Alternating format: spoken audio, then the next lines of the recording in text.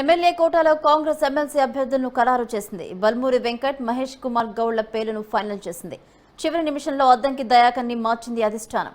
Governor కోటాలో అద్దంకి దయాకర్ మరో minority నేతకు అవకాశం కల్పించనుంది. రేపటితో గడువు ముగియనున్న నేపథ్యంలో ఎమ్మెల్సీ నామినేషన్లను స్వీకరిస్తున్నారు.